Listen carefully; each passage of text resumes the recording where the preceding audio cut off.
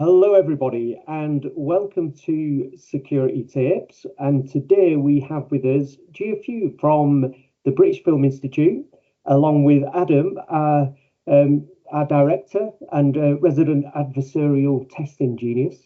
And what we aim to do today is find out a lot more about Jia, what her day-to-day world looks like, and how she's ended up in security. So today's episode is entitled Resilience and the Culture of Listening, Leadership from the Top, and Lessons from the Front Line. So, over to you, Adam, if you would like to start off with our questions for today. Absolutely. So, Jia, great to have you on.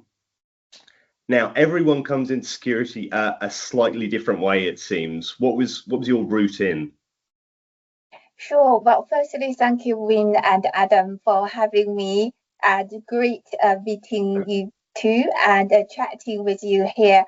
So in terms of how I came into the security path, I didn't really have a grand plan when I firstly started my very first job when I was in Ernst & Young as the information system auditor. I guess same as any young and eager graduate, I just wanted to go to a company that has a glamour and branding. And fortunately, I ended up in Ernst & Young. And that actually really gave me that very early thought process and approach to cybersecurity governance and assurance, pretty much from a very holistic point of view, have a very early imprint of the importance of people and the process.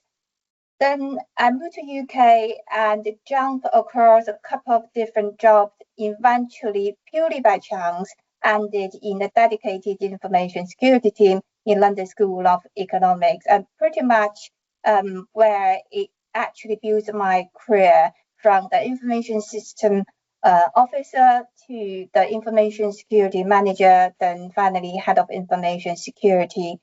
It is during that process I gradually have more and more passion about information security, cybersecurity, but also have the opportunity to networking with so many like-minded people in the field. I really never have come across any cozier community, professionally speaking, and such a good group of people. I guess by coincidence, the cybersecurity continuously evolve as well, and this all contributes to my interest and passion, and really started to put quite a lot of efforts in it, and it just naturally and organically grew to the point where I am at the moment. So after London School of Economics, I changed to a couple of different jobs, ended up as the Chief Information Security Officer in Bath University before I become the head of cyber security in British Film Institute, literally on my week 10 at the moment. Outstanding. So you're head of cyber at the British Film Institute now. Yeah. So what does your day-to-day look like? Because I know it slightly depends on the size of the organisation, and I know there's a sort of strong public ties to the British Film Institute. What does your day-to-day look like? Yeah, so perhaps a little bit of background information to start with. The British Film Institute has a relatively new cybersecurity function, and really the focus now is to improve the overall cybersecurity maturity and deliver the strategy. And for me, my first few weeks was pretty much focusing on some sort of crisis management scenario. And from my week 5 to now, I pretty much shaped the top level strategy I want to deliver and a comprehensive cybersecurity program of work. And those are actually taking the lessons learned from that crisis management, but also the previous gap analysis before I joined, and also from my observation during the past 10 weeks on the security maturity level. Now, it is quite an ambitious plan in terms of what I want to deliver, and it is going to take relatively long journey. So I would say from now on, my focus is to start looking at the work streams I have shaped in that cybersecurity program plan and starting to bring people in, deliver the specific activities, especially around the prioritized areas. And hopefully by the end of this financial year, the 2 to 3 areas I want to deliver, hopefully we can see relative progress there. And then by early next year, we can move on to the next stages that I want to focus on. But broadly speaking, my role is quite strategic. So pretty much ensure the alignment to the strategy and delivering the continuous improvement, building the culture there. Superb. And I suppose that brings me nicely to, we want to make sure when we have a guest that they're talking about what they're passionate about. Obviously that can change in security, things are always moving, and you chose a wonderful title for today, which is Resilience in the Culture of Listening, Leadership from the Top, Lessons from the Front Line. Can you tell us more about that, Jia? Is that as a result of what you've stepped into? Is that why you wanted to talk about these things? Yeah, I feel for security professionals, especially for the head of and CISO, it's really about the leadership. And it doesn't matter that we have wonderful technical too, but a lot of time it relies on the underpinning security culture and being able to cultivate that thought process. Every single person in the organization is the strongest layer of defense. I came across quite a lot of cybersecurity incidents over my career. I think especially in the crisis management scenario when people really are running the cloud, a lot of physicality element there. It is exhausting and there is the sense of panic, anxiety. But I guess the way you rehearse the incident response and crisis management beforehand, of course, is crucial. But during the incident, what really matters is that people resilience, that support from leadership from the top, cultivating the atmosphere. Actually, everybody can freely speak up, and all of those points needs to be fed into that crucial decision making. And decision making is so important in the incident response scenario, especially in the early stage where we had very, very limited information. So take my incident response example at British Film Institute. Pretty much on my day one, I was dragged into those crisis management meetings. Yep. So the repeatedly emphasize the message in those meetings on a daily basis is that we wanted to emphasize we're here together, right? Nobody is going to be blamed. We need to create a psychologically safe space where people can freely challenge, speak up. And that really makes such a difference, which contribute to the fact that I think although it was overwhelming, but the whole process wasn't chaotic simply because we have the tone the leadership from the top had set in those scenarios. And it was really important to have those executives being involved in those scenarios as well. And we also have the head of well-being and so the head of well-being, and she would be in that crisis management scenario on a daily basis. She would also give us some sort of advice on how to maintain the energetic boundaries and how to protect our well-being in that incident response process. And all of this deeply matter, really. I remember I was reading through a lessons learned report from the British Library, and they also emphasized that point on mental health during the process of incident response. I guess that resilience is fundamentally built from that human element. Yeah, thank you.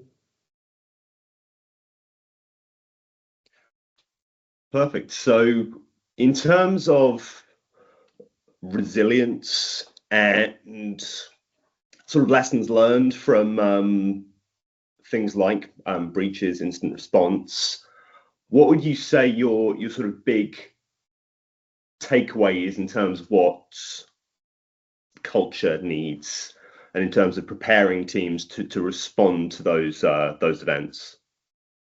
Yeah, and in the incident scenario, the key critical factor is early reporting. I feel for most of the cybersecurity incidents, the initial trigger is more than often the human element. It can be a human error.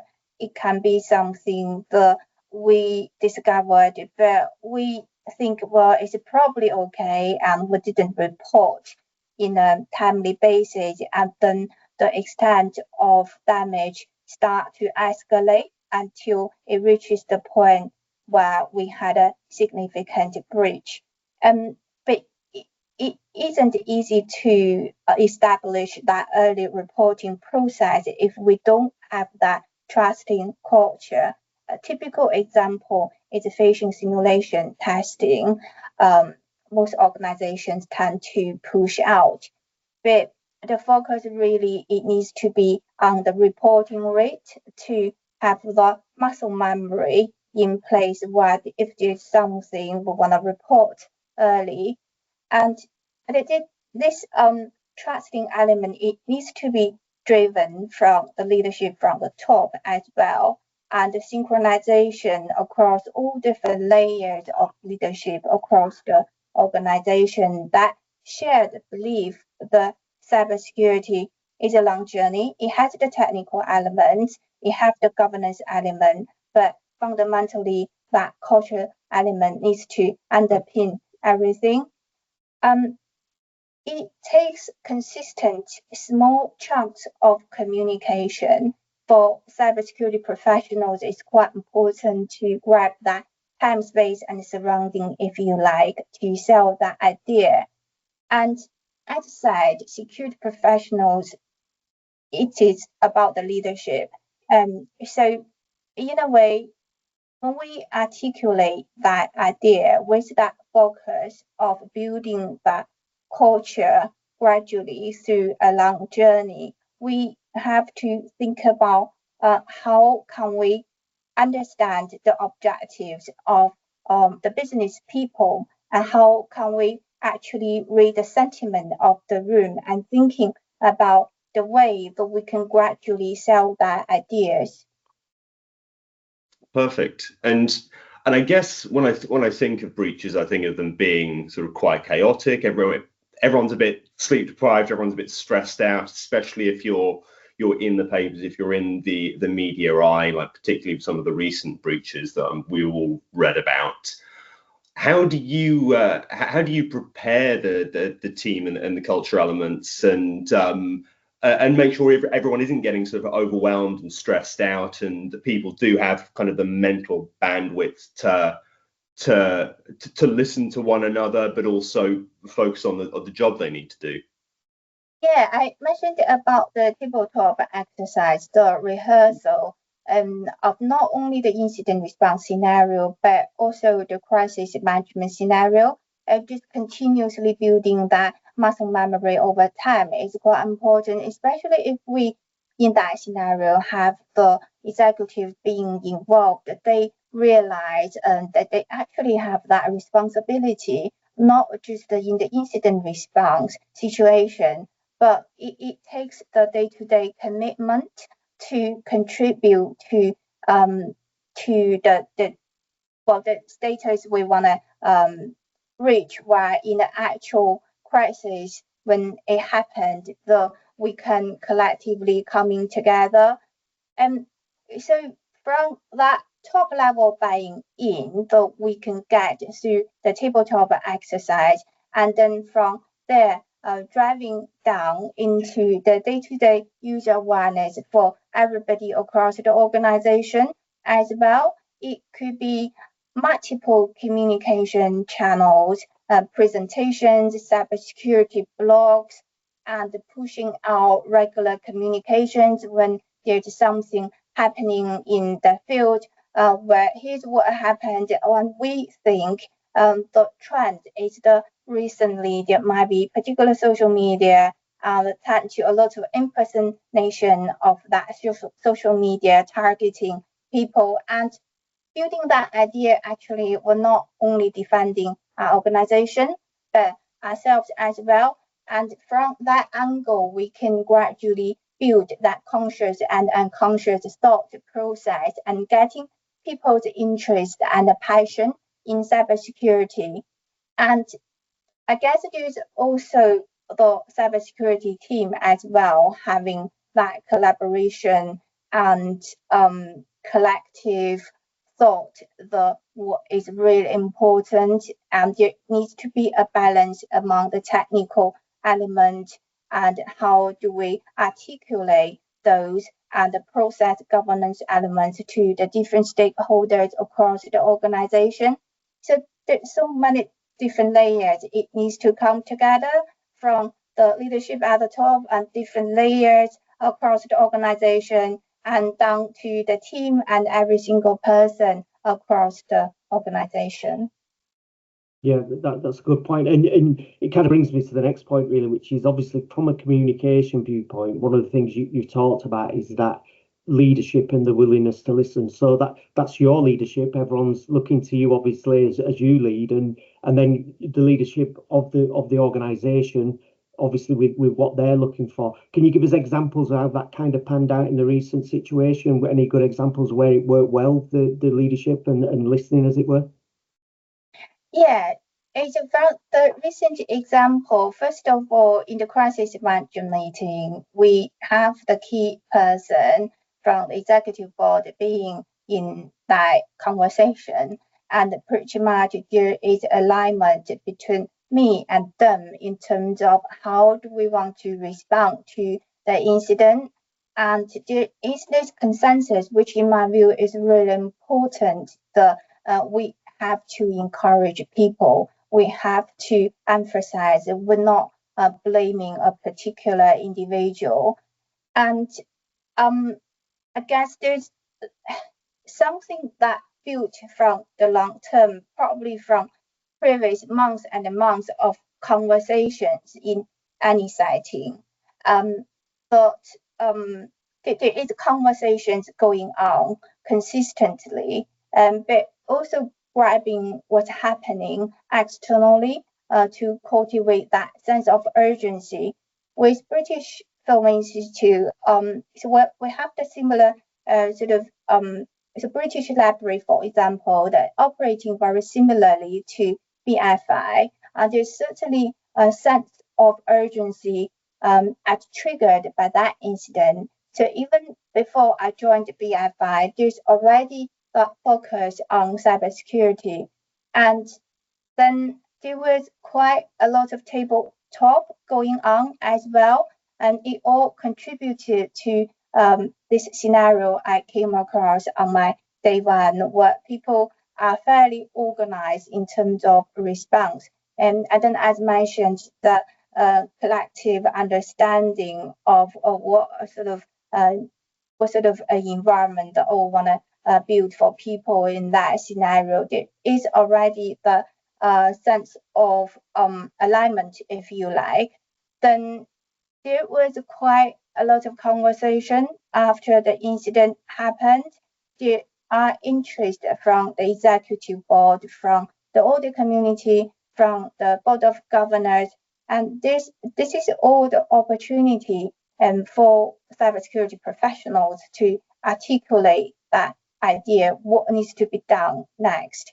And then it comes to the soft skill I mentioned earlier, to be able to not only have that confidence and robustness to express what we want, what we want to get from the executives, but also think about what's their interest, what's their narrative, because people have different life agendas. So in that conversation very quickly grab the information and thinking about, okay, here's their interest, and perhaps we can recognize this is going to be a long journey, but at the same time, we have this immediate focus that drive us to have that quick win immediately, and then over time building that together. And for me, the most important element is the first, the interest, and second, the collective understanding. But lastly, it really takes the cybersecurity professionals as well to proactively build that alignment in any conversation, because you really think about very different agendas from the business people and executive governors as the agenda from the security people. Yeah, that makes perfect sense. Yeah. And I guess some of those points you raised, it brings us into that discussion around the sort of the psychologically safe space where people feel that they can put themselves out there and tell the decision makers what they need to hear in those high pressure moments where you do need to make the right call. I wonder if you could talk more about that.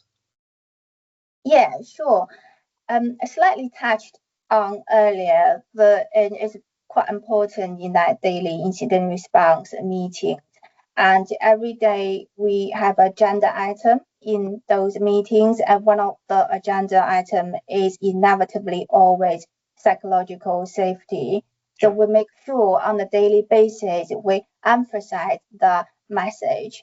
And I guess the people in the room who might feel a little bit nervous about it, but because of that constant emphasis of that message, and people would feel there's more freedom there for people to speak up and challenge, have that diversity of opinions, if you like. And any culture element is going to be built over time, consistently emphasizing that message. At each meeting, for me, it was really helpful to contribute to that human resilience element that I came across. But also, I guess, from my previous experiences of handling cybersecurity incidents from an outsider point of view, almost when I look at that, I feel it is quite impressive, because not really in any of those scenarios the people would have that mentality and the thought process. Awesome. And it sounds like throughout your whole strategy, the whole thing is underpinned by the fact you've got that message going out all day, every day amongst the various tiers of the team, that they do need to reach out and communicate with sort of different levels of seniority and different groups of colleagues. And so that level of trust and that feeling that you can say what you need is going to be there when you need it. Yeah, absolutely. Because it really takes a day-to-day operation and grabbing the right timing to build that element. And then in the actual crisis scenario, it is already there.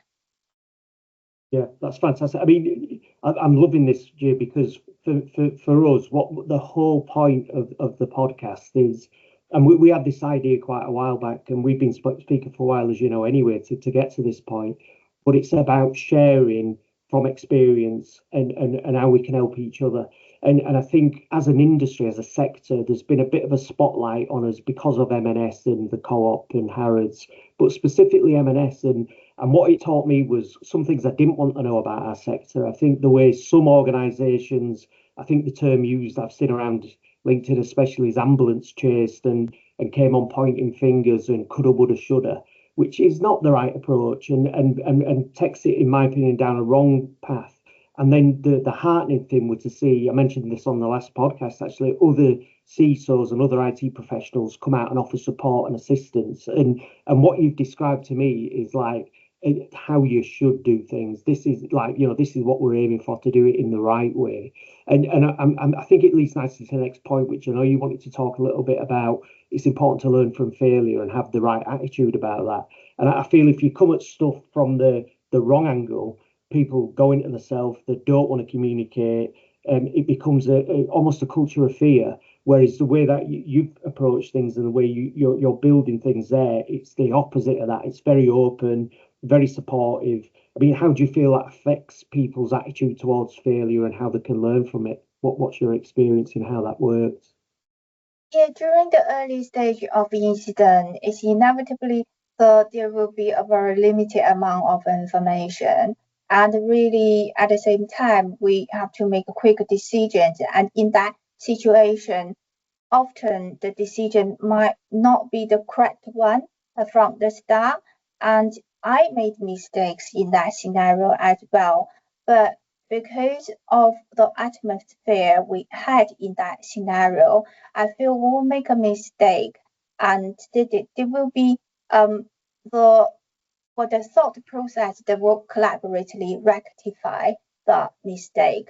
So the trusting tone as the foundation what we want to create this psychologically safe space, it really encourages people to be able to speak. But when we do make a mistake, we still have that attitude, okay, let's look at the information, let's think about the next step, how can we course correct. And as said, this is really based on the probably a lot of things happening before the incident, what people already have that mindset. Yeah, it was certainly built over time. That makes perfect sense. Yeah. So I guess when it comes to building that up in the quieter times, one of the more difficult aspects can be almost getting buy-in from the top leadership. It'd be quite interesting to sort of hear your thoughts on getting that buy-in from the executive team and making sure they understand the value of the culture side of things and why it needs to be just baked into just the way the whole company does business, and ultimately why it's going to be there for them when bad stuff happens and the chips are down. Yeah, so sometimes we have to grab that opportunities when something happened externally. I remember when I was in London School of Economics, the GDPR back in 2016, absolutely a trigger. All of a sudden, there is increased level of interest from the leadership at the top that actually we need to think about that. But then during the day-to-day operation, this is back to the leadership element I mentioned for security professionals. I do feel the traditional soft skills is no longer soft skill. It needs to be the hard skills. So the skills of being able to understand the objectives, agenda, concerns from the business people, from people in the boardroom, and building that synergy is quite important. So in typical boardroom example, what people want to hear is, okay, what's your immediate action plan? What's your time frame? In a way, this is quite difficult for cybersecurity professionals because we have to convey that message. It is different layers of actions there. And we're never going to arrive. We always arriving. It is a multi-stage process. It's not one-off initiative, but it's something we have to continuously evolve.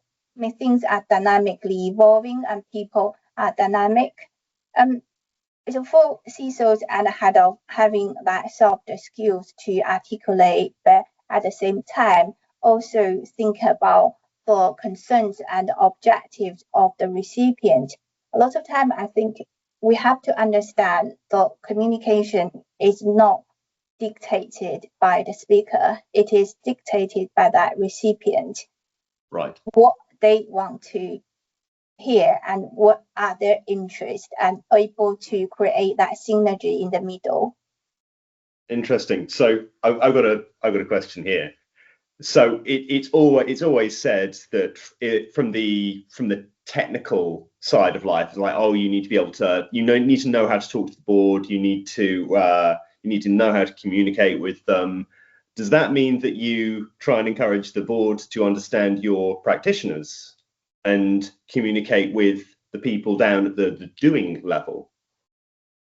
Yeah, I think it's both, to be honest, because we need to have that confidence to emphasize, actually, this is not delivering one single product and we deliver that, well, we're there, but it takes multiple times of communication to emphasize that message. The cybersecurity has that inherent complexity, and we have to break it down to multiple steps and stages.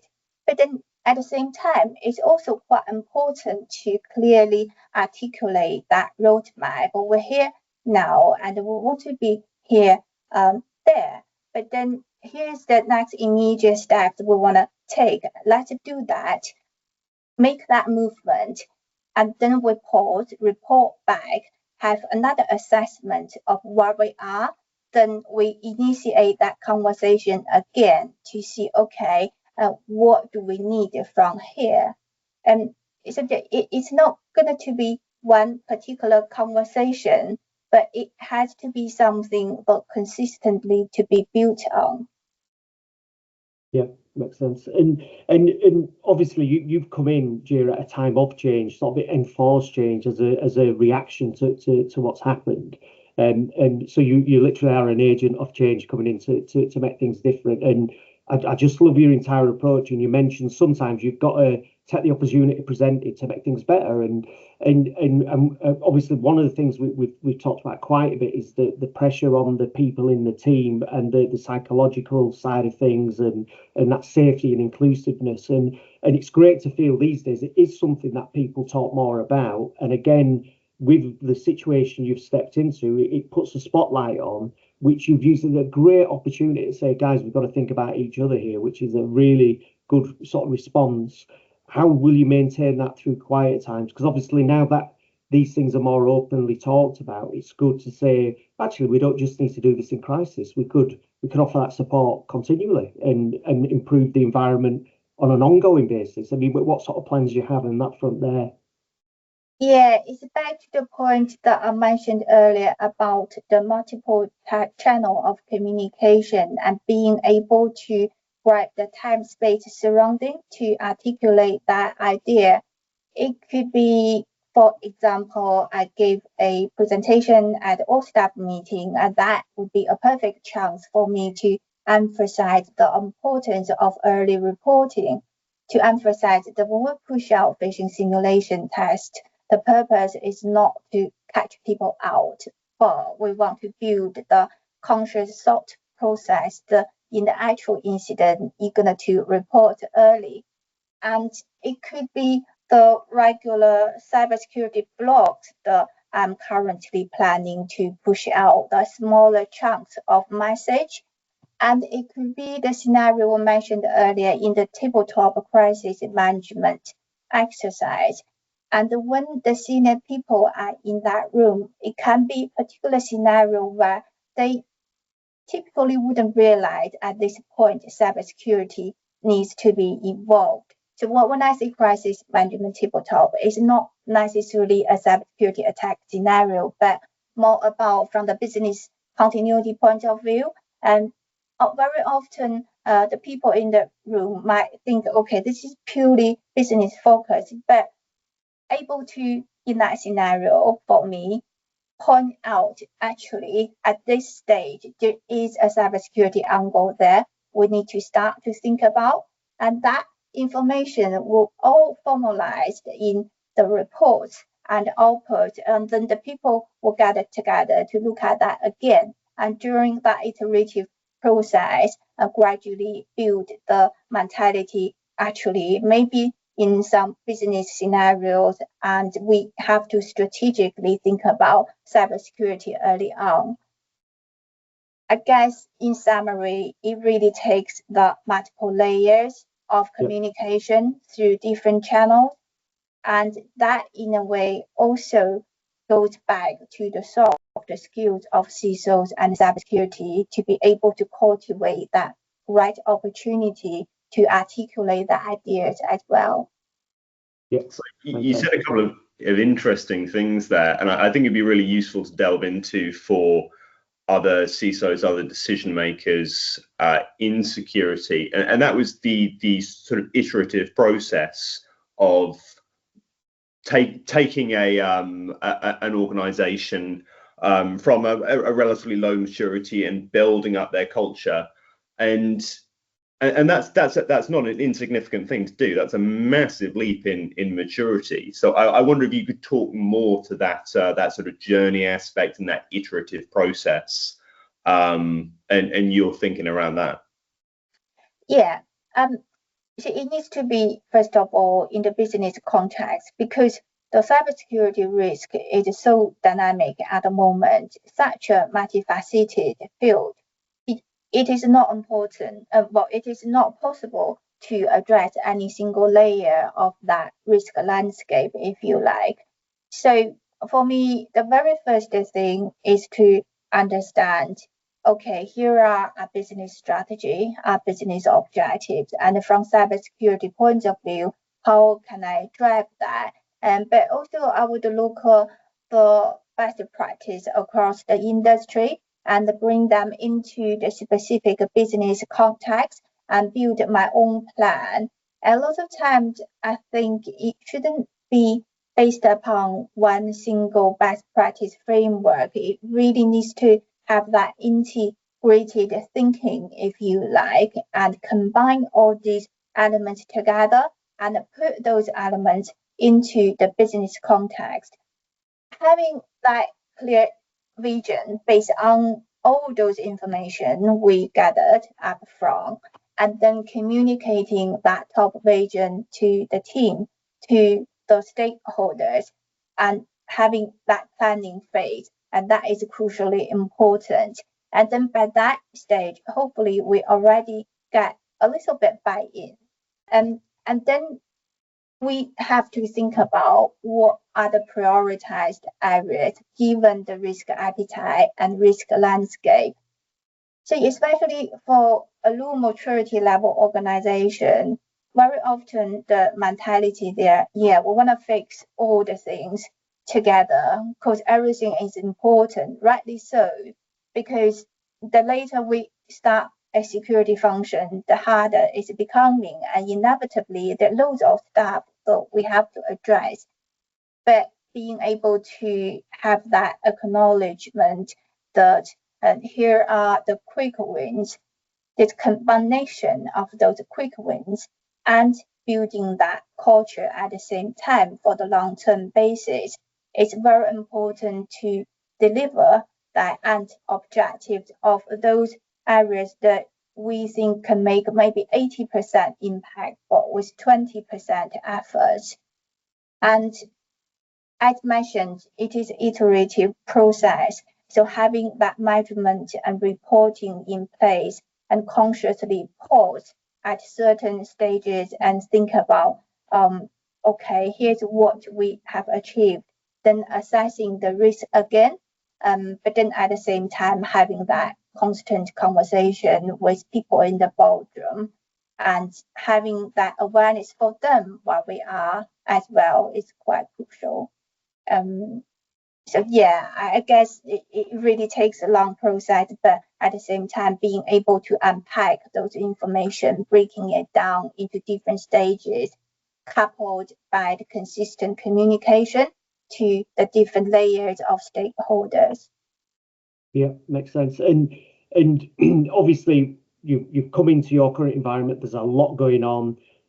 You've clearly got a fantastic handle on it, which must be very pleasing for the leadership team and for you as well, because you've come in and you've had to assimilate yourself quickly to find out what to do, how to organise that. I think it's a really important point that if the further down the road you are, the more things there are to do. Everything is a priority, and it is about getting them quick wins. That definitely makes sense.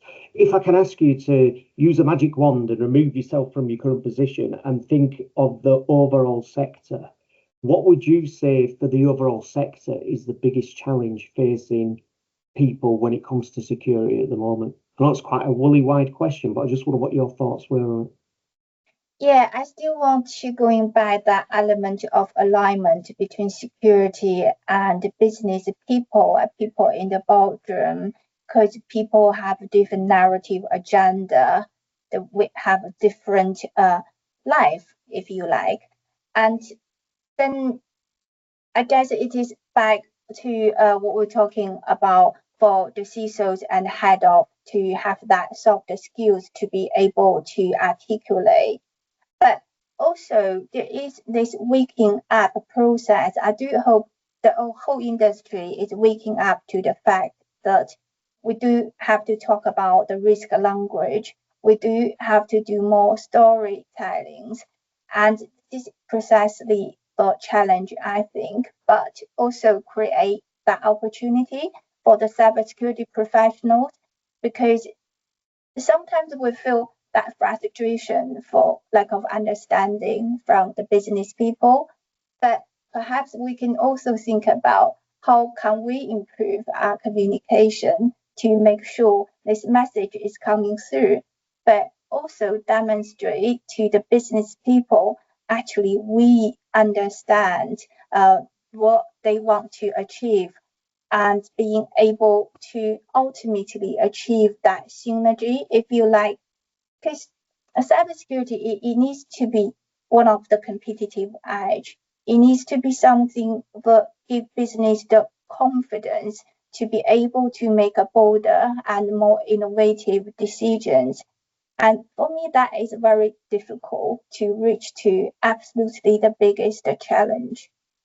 And I was thinking about the risk quantification as well, and that might be a sort of assistance for the cybersecurity professionals to be able to represent that true picture, accurate picture of risk to the business people, because I think they speak the language of figures and risk. Yeah. Yeah, makes perfect sense. And if you could condense your advice to people with how to deal with that, what would you say? Condense your advice in terms of to deal with that challenge, what would you say? Pay attention to what your recipient really care about. Yeah, I like that. A good one-liner. Yeah, super important. And in that last section, you were talking about like storytelling. Do you have a favorite security story that you always go back to and you wheel out for people? Yeah, that's my famous Ferrari example analogy. Okay. I keep using it in most of my presentations. So I like to say, well, cybersecurity is like that braking system in that Ferrari, because the reason Ferrari has the world-class braking system is enable the car to drive even faster, to give the driver the confidence to be able to do so. And I like to use that to demonstrate actually security needs to be that braking system. Gotcha. That's a really interesting way of looking at it. Yeah. No, that's awesome. So, Gia, there's been so much knowledge you dropped there. It's been an absolute treat with you joining us on the podcast. Where can people connect with you, reach out to you, and sort of get more of your knowledge? It probably will be LinkedIn. I'm fairly active there. We'll stick up your details on the description. So, if this episode has helped you, if you would like to be on the podcast, if you would like any security expertise, give us a shout, share it with someone else who's on their security journey. It's been a pleasure, and we will catch you next time on Security Tapes. Sure, thank you. Thank you you. both. Cheers, thank you.